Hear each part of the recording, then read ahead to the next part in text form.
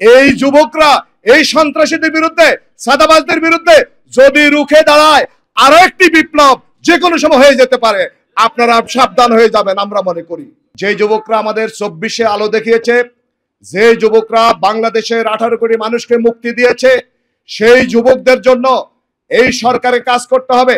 আগামীতে যারা সরকারে আসবেন তাদেরকে কাজ করতে হবে। তারা কর্মসংস্থান চায়, তারা বেকারত্ব জীবন থেকে মুক্তি চায়। আমরা মনে করি আমরা যে সুযোগ পেয়েছি, নতুন সরকারে যারা আসবেন, নির্বাচিত সরকার যারা হবেন, এই যুব শ্রেণীকে, যুব সমাজকে, যুব শক্তিকে, বিপ্লবী শক্তিকে অস্বীকার করে আপনারা কখনো দেশকে উন্নয়নের রোল মডেল দিতে পারেন না। এবং আমরা মনে করি এই যুবকদের নিয়ে সকল শ্রেণী পেশার মানুষকে কাজ করা দরকার।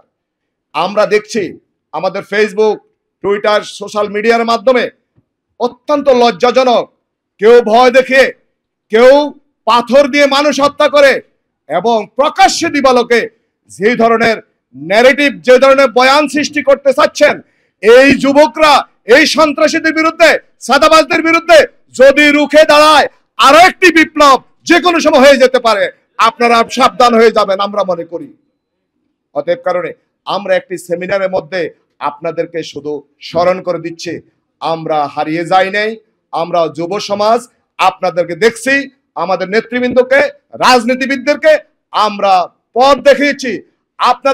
আপনারা আগে বাসায় ছিলেন, আপনারা এসি রুমে ছিলেন। আমাদের যুব সমাজ, যুব শক্তি জীবন দিয়ে নতুন বাংলাদেশ সৃষ্টি করেছে। এর অর্থ এটা নয় আপনারা যা তা যখন তখন যে কোনো কথা বলবেন, যে কোনো বয়ান সৃষ্টি করে বিপ্লবী শক্তিকে দমিয়ে দিবেন। এটা হতে পারে না।